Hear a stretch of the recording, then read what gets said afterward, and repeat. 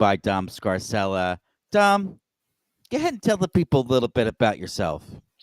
I feel like a luchador tonight, hiding behind my mask here, but it's the new mic setup. We'll see how it goes. But hey, enough about me and the cosmetics here. We've got a wrestling show to talk about. John, don't bury the lead. What's our top story from SmackDown for January 10th, 2025? Dom, we don't ever bury the lead. And let me tell you something. We don't bury the lead, and the lead is the main event of SmackDown, where Jacob Fatu and Tama Tonga take on Cody Rhodes and Big Jim, Jimmy Uso. And Fatu and Tama Tonga get the win after a little interference by Kevin Owens. And the show ends with Kevin Owens and Cody Rhodes going through a table on the outside of the ring. And a lot of chaos there at the end. But so we have Fatu and Tama Tonga winning this tag match. Dom, what'd you think of this main event? This main event was it was booked mid-show because Cody Rhodes and Kevin Owens had a confrontation earlier that involved fighting into the stands. And it seemed like it could have been a pretty good match, but it was basically just there to get us to yet another Cody Rhodes, Kevin Owens brawl to end the show and go off the air. They fight through the crowd again. I mean, Cody winds up leaving Jimmy by himself in the ring 2-on-1 to go fight with Kevin Owens through the back of the arena and then reemerge at one of the side areas there where the fans are. And they wind up, as you said, going through a couple of tables in the production area as the show goes off the air. Meanwhile, in the ring, poor Jimmy Uso, he did all he could, but eventually Jacob hit him with a DDT and then a top turnbuckle moonsault for the pinfall. Match went about 14 minutes or so. There was only one commercial break in there, so it's a pretty decent length match. I thought it was going all right until the end with the schmaz stuff. So, I mean, there was no Solo Sikoa on the show, so this was Jacob Fatu and Tama Tonga just kind of on their own. I don't know what to make of it. They were all over the show. They were, right? Fatu and Tama Tonga. Well, Dom, we have some chats coming in, so maybe we'll have very good. What here. do they think? The morning, Fixer guys. says good morning. Let's Tama, be honest. Go ahead. Come on, let's be honest. Tama and Jacob were never going to fall in line with Roman. Oh, sure. Yeah, I don't think the Bloodline versus Bloodline angle is over. And nor do I want it to be. In fact, I'm a little miffed that they basically had Roman beat up Solo Sikoa twice. I mean, Solo got creamed in War Games. Mm-hmm. And then his very next match, meeting one-on-one with Roman, he gets beat clean in the middle of the ring. Yeah, he's slowly becoming Jobber of the Year. Right. Oh, my goodness. And he was our MVP, too. Yeah, he's going to go from MVP to Jobber of the Year. I like some stuff about this match. And sure. I probably kind of sound like a broken record here, but I really like Jacob Fatu. Mm-hmm. The Fatu, the pop-up Samoa drop is really cool. The I love you solo. When he goes, I love you solo, and then Big Jim hits him in the stomach. I'm gonna call him Big Jim because that's what he's gonna be kind of calling himself recently, Jimmy Uso. Sure. Big Jim gets punched in the stomach, or punches him in the stomach as he's doing it. He doesn't finish the line, but the crowd really reacts to the I love you solo when he's like this. And they yelled solo. He yelled it loud enough that the crowd could hear him. I love you. And then as he gets punched in the gut, I could hear the crowd go solo. Yeah, so that's really over. I think he really gets it for a guy coming into the WWE with just MLW experience. I had no idea who he was. He's very good. Mm-hmm. There's a lot of people that get called up from NXT that aren't any good. There's a lot of people that are from the indies that come in and they look a little lost. He's not lost. He's really good. He's a good find for WWE. Mhm. I like the bionic elbow that Cody did, which I think I like that a lot, and that balances out the dive he did. So that's where I'm at with Cody. Not a whole ton to this match. It didn't have a lot of time, considering we had 3-hour show. They somehow didn't. They somehow had to cram this in. Mhm. But yeah, Batu and Tama Tonga win. When I saw Big Jim come out, I said, "Okay, he's the one that's going to get pinned, huh?" It always feels like that. I don't think I've seen him win a match in a while. He's been putting people over. For sure. He looks kind of good doing it. I mean, he had his moments in this one. I like the double team move he and Cody did, where Cody superplexed Tama Tonga, and as they landed, Jimmy hit a top turn splash on him. Mhm. But Jacob Fatu didn't let the pinfall go all the way through. He broke it up. So I think but he still looks okay in there. Dixter said this about Solo and Roman. Pretty much got squashed in the Ula Fala match. I did not see Raw's debut on Netflix. John, you did. So you and the Fixer maybe later can go over some of that. Maybe Cheap Heat, the Italian goodbye there. Tell us what you thought of the Raw debut and anything that may be in it for us here.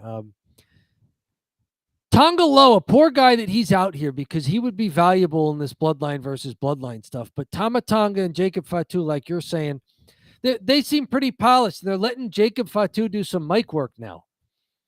He cut the promo in the back, in some of the skirmishes, not being, formally interviewed by anybody. But he's doing more vocal work, not just the "I love you" solo screaming from the ring. So he's maybe emerging as a real go-to guy and maybe a leader for those times when Solo's not on the program. It feels a little bit like this Bloodline is a better version of itself with Tama Tonga and Fatu, rather than the other guy, Loa. Tonga Loa, yeah. Tonga Loa. I feel like Tama Tonga now he looks better with Jacob Fatu than Loa. So I kind of like this, what they have going between the two of them, and especially they got both of the two of them. The company really trusts them because they had them all over this show. Yes. Do you want to go to some of the other places we saw them earlier in the show? Yeah, we could do that too. I have another comment chat here. Don't know what to think about KO, and is he working with Tama and Jacob, or is it coincidental? Yeah, there's a lot of gray areas. Same thing they're doing with Drew McIntyre. Like Drew McIntyre is supposed to hate the Bloodline, except he kind of seems to be working with half of them. Right. Even though he should probably hate Solo Sikoa most of all. Yeah, I don't know, because at some point, like, is Kevin Owens going to get a win out of this rivalry between him and Cody Rhodes? It feels like they've wrestled a zillion times at this point, and he just keeps losing. Yeah, lots of schmazzes. Yeah, and there's lots of schmazzes. He wrestled him as a face and has wrestled him as a heel and lost, and now they're going to do the ladder match. Yep. So if he goes 0-3, that'll be something. He's our jobber of the year. Right. Sorry, go ahead. Maybe you wanted to talk about the other times you saw Tama Tonga and Jacob Fatu. Yeah, they showed up way early in the show when Paul Heyman was out there at the beginning of the night. So this is how this match came about. Paul Heyman's in the Rose and he calls out Cody Rhodes, says that, now that Roman Reigns has his Ula Fala back, he wants his title back, and he's going to enter the Royal Rumble. More on that later. Before Cody can respond, Kevin Owens shows up in the crowd and starts berating Cody, and that's the first time that Cody just runs into the stands after Kevin Owens, and they brawl. Back in the ring, Tama Tonga and Jacob Fatu sneak up on Paul Heyman now, and Paul's begging off until Jimmy Uso runs down to save them. Jimmy's got a chair, gets them out of the way, but after a no-sell of a chair shot by Jacob Fatu, that becomes the beginning of the end for Big Jim there, as he's now got the chair around his neck, and that's when Cody magically reappears from the crowd to save Jimmy. They go back from commercial. Jacob and Tama are being escorted out of the arena, which means that they're going to show up again later, because that always happens when someone's escorted out of the arena. It's actually LA Knight getting involved in it, which was pretty cool. Like, the security's having trouble getting Jacob and Tama out of the ring, and LA Knight comes over and like throws Jacob Fatu out, slams the door behind him, and then says something to Nick Aldis on his way out to the main area, because his match is coming up soon. And Nick Aldis kind of gives him the smirk there. Like, thank you for that. So, then they wind up later when we've got that U.S. Championship match. We won't give you all the details there, but they eventually wind up in that match as well. Beat down of LA Knight post-match. And that's when Cody and Big Jim run out for the save on LA Knight. And that's when Cody asked Nick Aldis, don't send them out of the arena. We won the match tonight. So like you were saying, Jacob and Tama Tonga were all over this show. Mm-hmm. What did you think about them? With a 3-hour show, I guess this is more of what you can do with it, right? Yeah. Do like callbacks to stuff way early in the show and do it with a couple of levels. Did it work for you? We haven't seen this. We haven't seen them be able to do this kind of thing on SmackDown in a 2-hour show. Yeah, they do it a little bit where they have the intro and then, but not like the middle of the show and then building the whole matchup through the entire show. They typically are like, once it's announced, they don't have time for it, but now they do. Mm-hmm. I thought that, Jacob Fatu and Tama Tonga were pretty serviceable on their own tonight. Yes. Especially now that they're alone. And you kind of know who they are, right? Yes. So they're not being overshadowed, A, and then B, they're not getting overshadowed, and in addition to that, you know who they are. They're not like random people. Motor City Machine Gun. We're figuring out who they are. They were the champs. You know what I mean? A little bit. Yep. They kind of eased you in. They just assumed, hey, you're probably not watching MLW, and you didn't know the tag champs in New Japan. Yeah. So let's just let them get introduced and then elevate them as needed. But well, you've mentioned a couple of other matches tonight in passing. So have I. I think that's the lead. I don't have much else to say about this other than they're building again for the Royal Rumble, Cody, Kevin Owens, more than anything else. This is great timing because the Fixer just commented, and this is the next match that he commented about it. I think we should take it to probably what I thought was the match of the night, even though there was not a clean finish here. Okay. We have LA Knight versus Shinsuke Nakamura. And it looks like LA Knight is about to get the win. There's some interference in the Bloodline, and they DQ the match. Yep, no contest. Disappointing end because you get a DQ here, and I'll put the comment up. LA Knight versus Shinsuke Nakamura getting a DQ title match was a bit of a letdown. But Victor, tell me if you agree here. I thought this match between LA Knight and Shinsuke Nakamura was better than their pay-per-view match where the title changed. I thought this was a better match. What do you say, John? Yeah, I thought it was match of the night, and probably better because the one at the pay-per-view was good, but it was like so crazy and it was a bit rushed. This one was about 10 minutes, and it was now they've had more time to build their feud. And this match, they gave them more time. I mean, this match was about 15 minutes when it went to no contest. The crowd was sleepy all night, and they were sleepy during this one. And then LA Knight starts doing the punches, and like usually that's like when they go, yeah, boo, yeah, boo, yeah. But with him, it's so great because they could do the yeah. Yep. So they did the punches spot, which kind of woke the crowd up. Yep.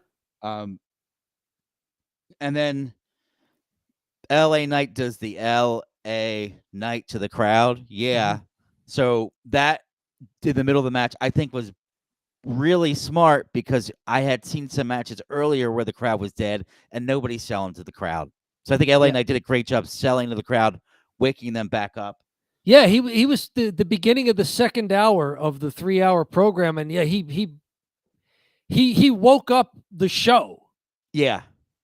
People were sleepwalking, right? Right, and something else I noticed. We've talked before about the "This is awesome" chants.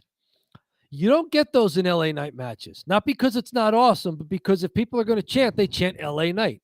Yeah, it's a Or little they bit do like the yes. LA Knight has his own set of chants, Yeah. and the crowd responds to it all the time when he's out there.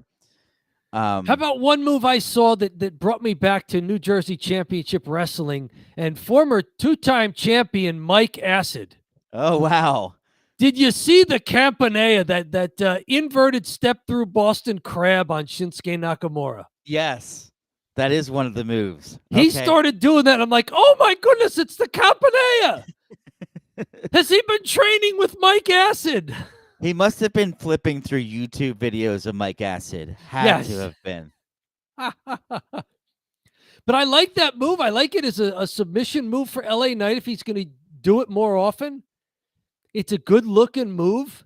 Shinsuke Nakamura got to the ropes to break it.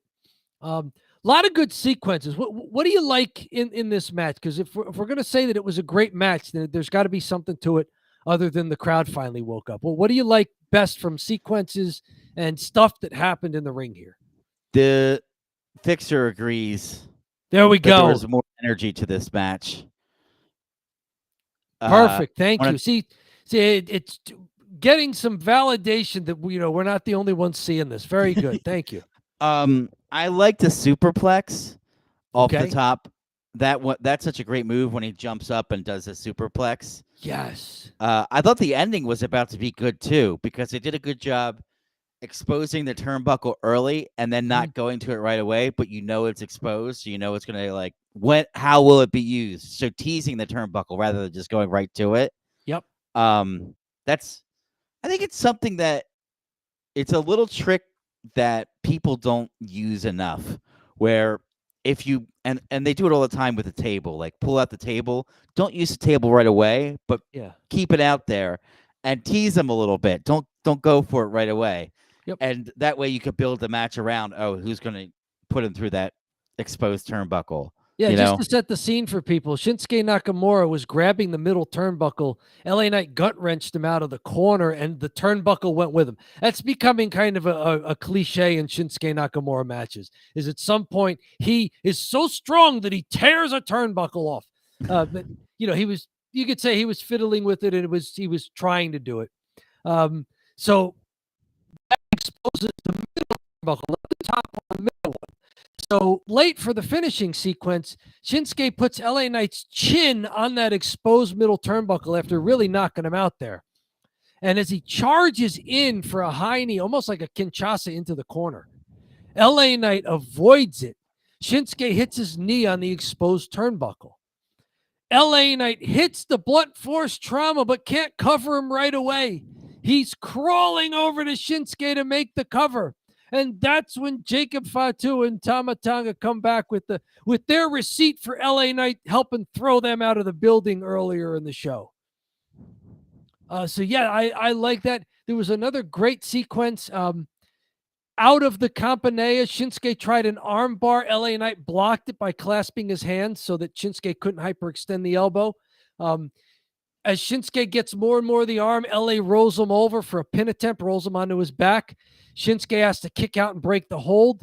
LA Knight ducks a spinning kick, but Shinsuke connects with a follow-through kick. Mm-hmm. That was a great move. Duck one, hit the second one. LA Knight counters a Kinshasa charge, but Shinsuke then escapes a blunt force trauma attempt and hits that spinning back elbow.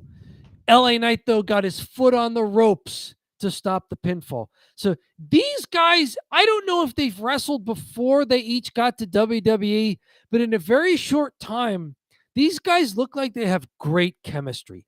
I don't know if it's just because they're both such exceptional individual workers in there, and it doesn't take a lot for them to put together a great match. But, this match especially, these guys have great in-ring chemistry, and they're not the same kind of wrestler either. Mm-hmm. Like what say you about what we saw here? I was really impressed by how they worked with each other. Yeah, no, they have two different styles. And Nakamura is clearly the heel, and I think he might be better at playing the heel in the ring. Mhm. And then LA Knight's, I want to say, almost traditional in the way Yes. that he's jacked, and he's like he's not doing the most hyper athletic things in the world, but he's doing some pretty good standard power stuff, right? Yep. And when he Uh, does the hyper athletic stuff, you notice it, like that leap to the top rope for the superplex. yeah, you know what? That's a good point. That's as hyper athletic as it gets. Yep. But he'll do other stuff, like he'll do the top rope elbow drop. Mm-hmm. I He'll don't know do if I the saw this spot. LA Knight increasing his moveset can only be a good thing. The way he does the crab, putting a new spin on a classic. Yeah, that's the Campanella. Oh, the Campanella. Yeah. Yeah, he's facing forward with he's facing the same direction as his opponent as he puts the crab on. Now that Yep, you're that's- saying the move, it just dawned on me what that is. I do Yep. know. I do remember Mike Acid doing the Campanella. Yes. Wow. I don't see a lot of people doing that one either. So No, I don't. And the first time I saw it was when Mike Acid did. I'm watching LA Knight do a Mike Acid move. I'm like, oh my goodness. Yes, Fixer. We love it when guys add to their arsenal. And the athletic things that LA Knight does, they're like little wrinkles on standard stuff, like the power slam where he does the tilt the world power slam. It's kind of like Jacob Fatu doing the pop up Samoan drop.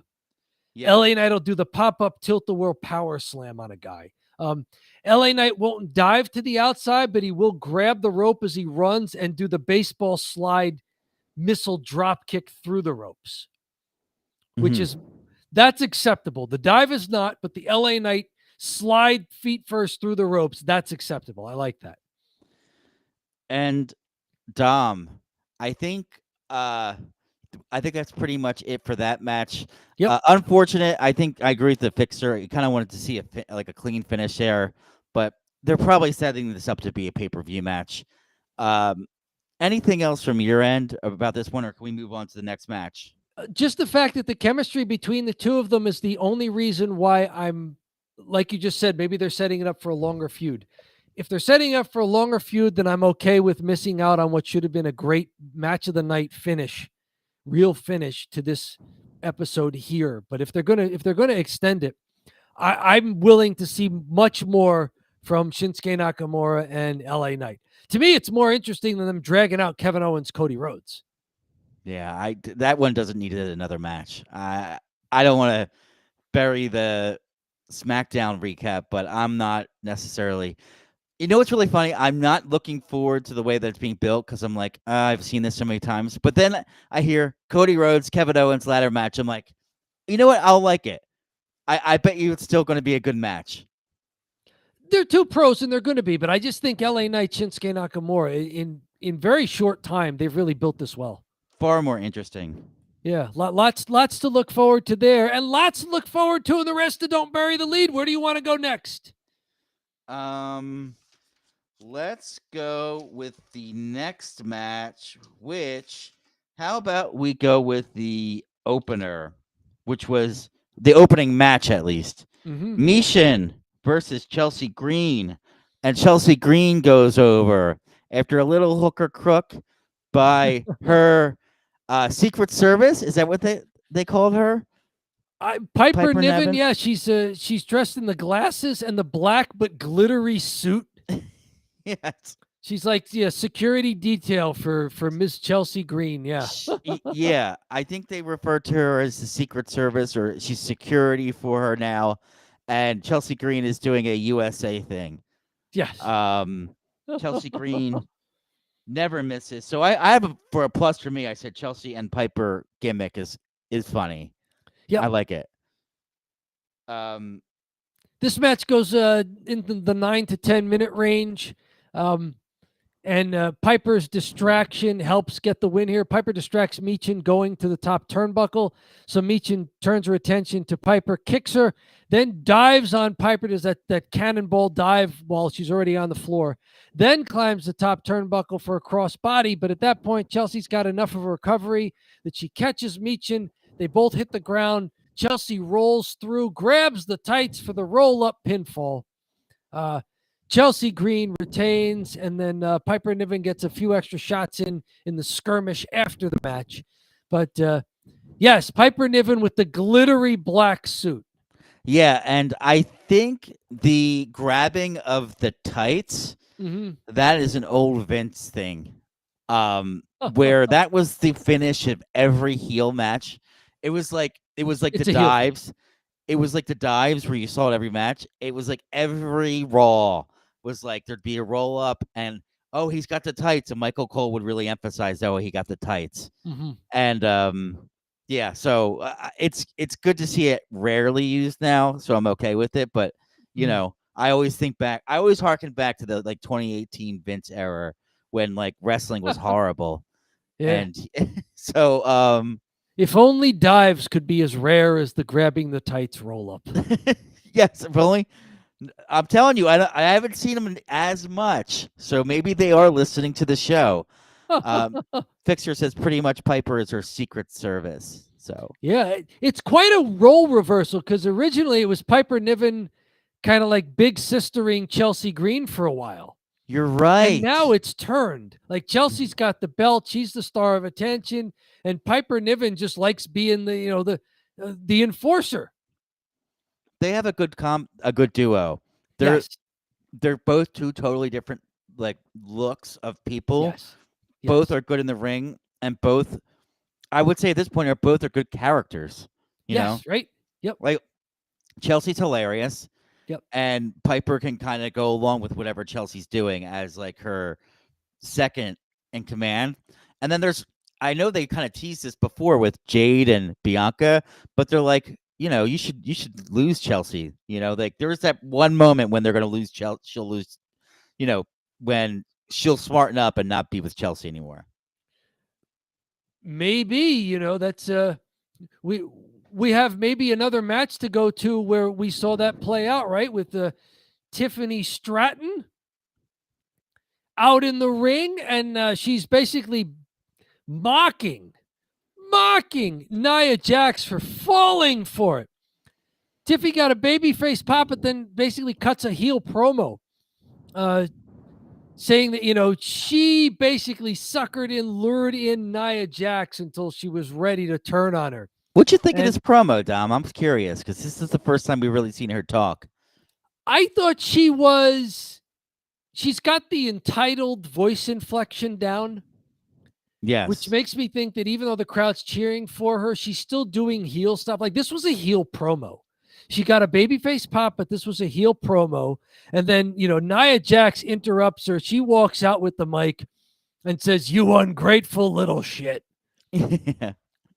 So I liked it when Nia got involved. Nia was great on the mic tonight. Yes. Did she notice what she did? When she noticed the crowd was kind of drifting away, she got the crowd to chant Tiffy time. Yeah.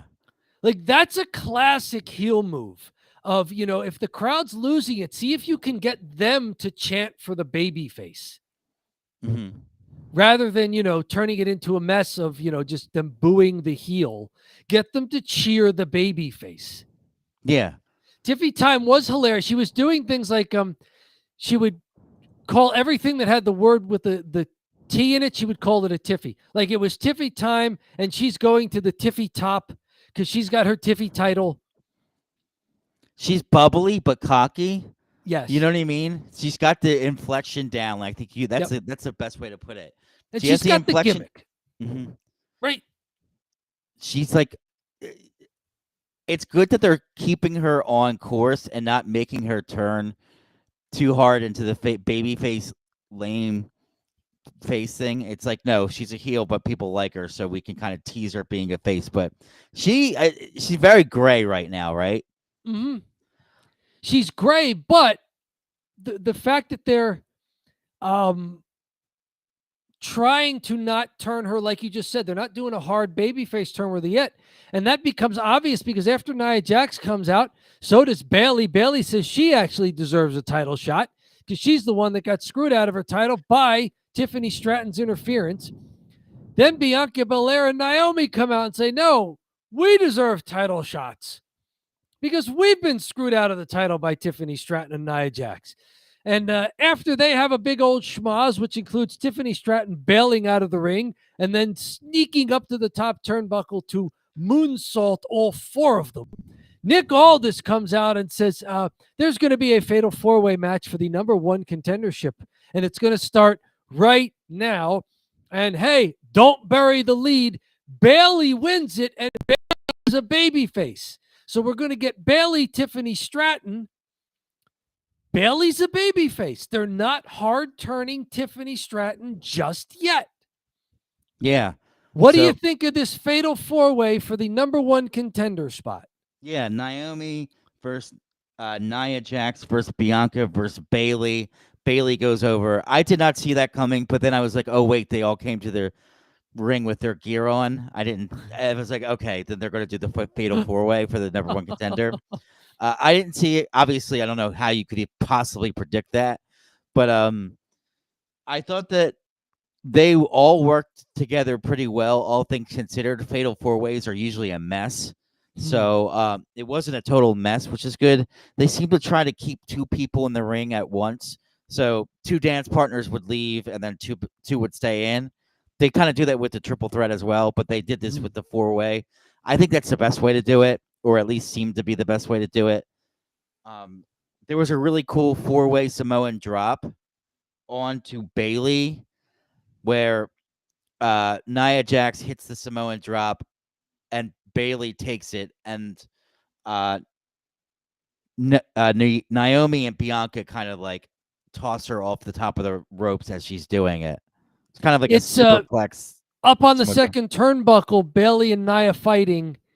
Nia gets Baylee up in the fireman's carry there just as Bianca and Naomi recover, and so they turn it into like they double power bomb Nia as Baylee winds up taking the worst of it on the Samoan drop.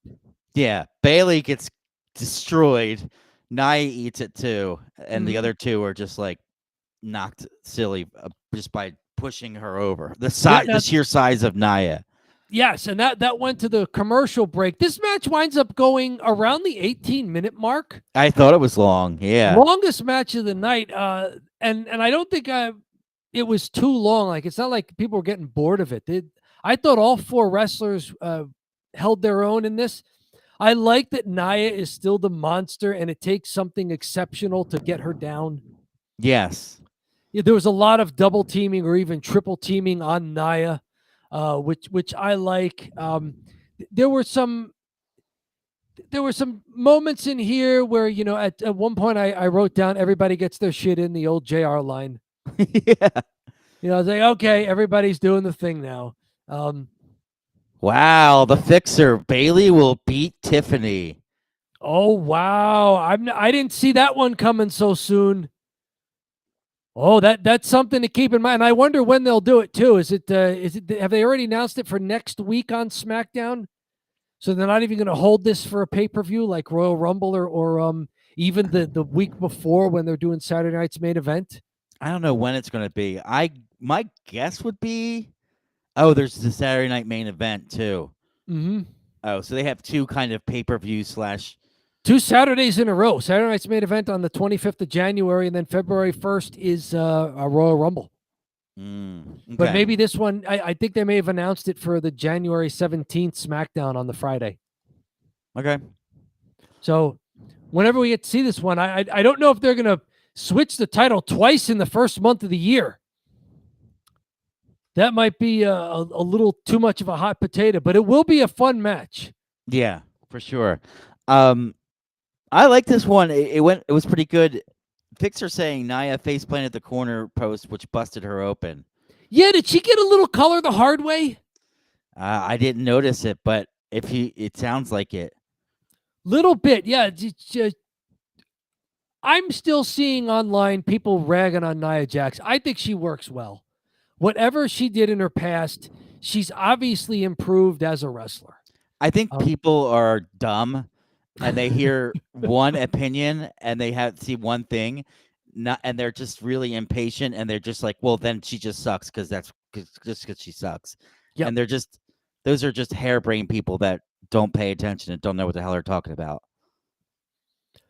Some other good sequences from this match that show everybody doing well. That's me shooting on the IWC. I love it though. Like, you're right, and I'm just gonna let it hang there because I mean, so people who haven't updated and updated their attention and aren't. I wonder if those people are still actually watching the show anymore. They're not even just actively going, Nia watching. Jax, she's lousy. They're just commenting to comment that she sucks, but she's been good. She's improved significantly since where she was at.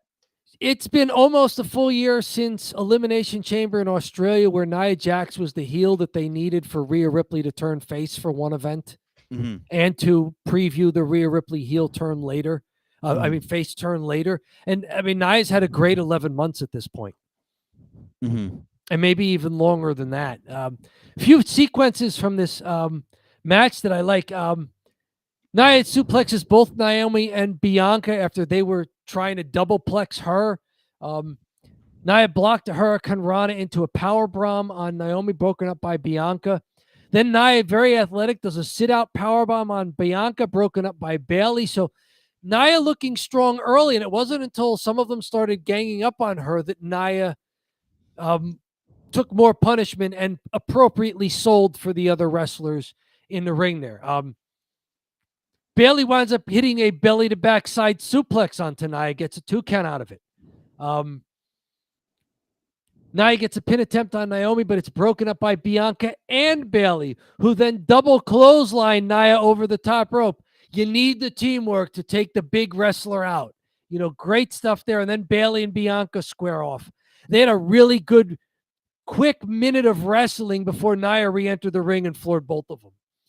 So you were saying how, you know, they tried to keep at least 2 of them squaring off in the ring at any one time. That was a good example of that. Yeah. Naomi hit a good side Russian leg sweep on Nia. I have that in my notes. I like that. Yeah, the split moonsault for a 2 count there. And then this became everybody get your stuff in on Nia.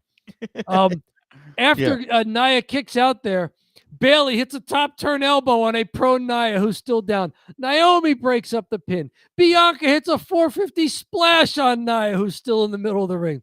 Baylee breaks up the pin. All 3 faces try to cover Nia at the same time, but they can't really get a count going. So there was some of the stuff that made you just go like, oh, maybe get a chuckle out of it, but it was good wrestling by everybody in this match. A little Candice LeRae run down to help Nia, a little interference there, but it winds up saving Nia from getting pinned, but eventually it's Bianca does the handspring moonsault onto Baylee for a 2 count. Candice interferes, leading to Bianca hitting Naomi during a tug of war because Candice pulled Bianca's hair. And then during that confusion where Bianca whipped her hair away from Candice and wound up smacking Naomi with it, Nia pulls Bianca to the floor. Baylee hits the rose plant on Naomi for the pinfall. So all 5 of them wind up getting involved in the finish there. And like you were saying, if Baylee's going to be the one in the match with Tiffany, then it's not a hard babyface turn yet for Tiffany. Knowing what you know now as the match went on, is this the right call? Yeah, I think it'll be a good competitor for, of all the people that could win it, you don't want to have Nia win, and then she faces Tiffany. You want to kind of tease that a little bit later, right away. Then you don't want to have either the tag team champs, because then they'll just lose because they're tag team champs. So Baylee's the most realistic. And maybe Baylee is one of the better workers in the company, so it's a safe bet, right? You don't want to have her have Tiffany wrestle, let's say, Naomi. I think she's been good, but there's been times where maybe she hasn't been so hot. So you don't want it to potentially be bad. Although Tiffany Straton, for all of the talent, still needs somebody to lead her in a match, right? A little bit. She mentioned it in her promo. She's 25 years old. Yep. So she's super young, and you just never. She might be okay to do it, but it's better safe than sorry, and just put her in there with a vet. The Fixer, I agreed with me, and I think Nia Jax has improved a lot. But very good. I think both of us. But hey, listen, we're just saying stuff on the internet. We're not necessarily right or wrong, but Yeah, but at least we watch the stuff and can, like pay attention and give a reason. I really feel like it was one of those things where they just are. They listened to a Cornette clip from 4 years ago where he was right, and he said like she shouldn't be, and she should be down in NXT or out of the company. Mm-hmm. And now that she's improved though, she's better. So, oh, this is some fantasy booking. Nia, I feel, is going to run interference that will allow Baylee to get the win. Oh, okay, and that sets up more of the blood feud between Tiffany and Nia. And then gives Baylee the belt. Well, that would be interesting. But you know what else is interesting? The rest of the show, Dom. Yeah, two more tag team matches that it wasn't booked as a tournament, but it was Nick Aldis telling 4 of the bickering tag teams in the back on the men's side, you two teams pair up and you two teams pair up. Let's have some matches tonight and see who comes out on top. Los Garza at Angel and Humberto of Legado del Fantasma to the ring with Santos Escobar and Elektra Lopez versus Pretty Deadly, Elton Prince, and Kit Wilson. This match goes somewhere in the 9 to 10 minute range. Elton interferes as Kit distracts the ref, but that allows Elektra to distract the ref and Santos Escobar to get involved, crouching Elton on the top turnbuckle. A double team press snapback slam by both members of Los Garza for the pinfall. Humberto pinning Elton. So Los Garzas wins that first match. The next match was Grayson Waller, Austin Theory versus the Motor City Machine Guns. And that one goes about 9 minutes. The Motor City Machine Guns hit the Skull and Bones, which is the combination top turnbuckle slam and kind of back DDT for the pinfall. I think it's Shelley who pinned Theory. That match went about 9 minutes. A lot of action in each of these matches. Kind of a good use of the extra hour of Raw. Put 8 more guys out there along with a couple of valets. Let's get some extra action in the ring rather than a lot of extra promos. Anything stand out to you about either of these matches and about either any of these teams going forward to maybe face DIY? Well, I will have to say, Pretty Deadly getting a little bit of airtime, TV time, who is a don't bury the lead team that we like, right? Pretty Deadly. They can actually work, and their actually comedy gimmick is silly and funny. Mm-hmm. A lot of times the comedy gimmicks don't get over, but they are over. So that's the one thing with the extra hour. You get to see some of these guys that you probably wouldn't have seen tonight, right? So you get to see Pretty Deadly. I think the only thing that's notable is Pretty Deadly lost. I guess they didn't win. They didn't lose clean. So there's still that caveat, right? Or did they lose clean? They did not really lose clean. And backstage, they were saying to DIY, I thought you were going to have our backs. And DIY is kind of weaseling out of their deal, where DIY got Pretty Deadly to interfere the previous week by promising them a title shot if they kept the belts. And now they're weaseling out of it. So, it's pretty neat to get a little weasel action there for the DIY to make them look like even more heels. Pretty Deadly still looks decent in the ring. If they got rid of the comedy gimmick, I think each guy works well enough where they could be a serious tag team. Yeah. And everybody else involved is, even in the other match, Motor City Machine Guns, Grayson Waller, and Austin Theory. I mean, I thought everybody gave a good showing of themselves tonight. Yeah, it was pretty good. I don't really have a ton for the other match. The only match I will talk about is the Pretty Deadly and man, oh man, these guys need a new name. Who is it? Los Garza. Los Garza. Okay. If they're just Los Garza, that works. They are Los Garza of Legado del Fantasma. Legado del Fantasma. So when all of them are together, it's Legado del Fantasma. But within Legado del Fantasma, you've got Los Garza, which is Angel and Humberto. Yeah, I think I don't want to sound too much like an American here, but can we Americanize these names? Can we call them like Juan and Jose? You know, like just It's two like common reading names. it's like reading the menu at the Mexican restaurant. After a while, you're just asking the waiter, "Look, this is just meat, cheese, and a tortilla, right? Is this a taco? Because that's what I It's want. Like the thing it's I the get old from Jim Taco Bell. Gaffigan line about being a waiter at a Mexican restaurant, one of his jobs, and it's like people would keep asking him, what's a burrito? It's meat, cheese, and vegetables in a tortilla. Okay, and what's an enchilada? That's meat, cheese, and vegetables in a tortilla. Just Um, different variations of it. right? It's just different ways of combining the things, different textures. We're trying to keep the names straight. And even if they were like totally not ethnic names, it may still be too much to have a faction that has a name and then a tag team that has a name within the faction. And then everybody else has their own name anyway.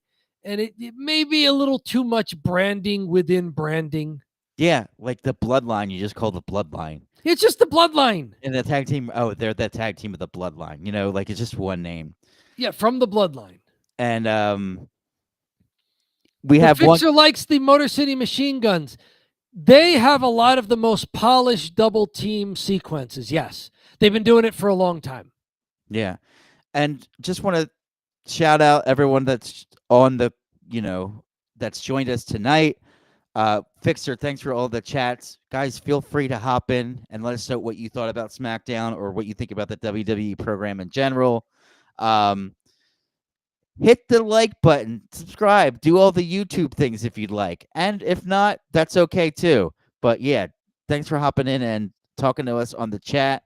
Anything else we'll talk about here with SmackDown, Dom? Wherever you are watching us on the live stream right now, thank you very much. But like John said, the mother load of our content is at the YouTube channel. Don't Bury the Lead, a wrestling channel on YouTube. That's where you get the recorded versions of all of these live streams, plus the edited videos that you make, John, so well, and the hashtag shorts that are under 60 seconds. Subscribe over at the YouTube. Like, comment if you enjoy commenting. We got almost 500 comments across all our videos in 2024. We are closing in on 1,000 subscribers. Subscribe for free. If you want to do the extra join option, you can subscribe at the premium level. We've got options for you. Show us some love out there and don't bury the lead land. Yeah, I like it. I think it's drive time. I don't have anything else from the show other than putting a bow on it. Dom, let's do it. It's the thumb drive, right? Yes, it's time for the thumb drive. All right, I will put it in front of my Wilson backyard fence there. The thumb drive is where you and I distill this entire program we watched into a simple thumbs up or a thumbs down. There are no ties. There are also no star ratings, no letter grades, no number grades. You're taking this course, pass, fail. Dom, we're not Dave Meltzer. No. This isn't 7 stars at the Tokyo Dome. This isn't 2 stars at the TD Bank Arena in Boston, Massachusetts. No.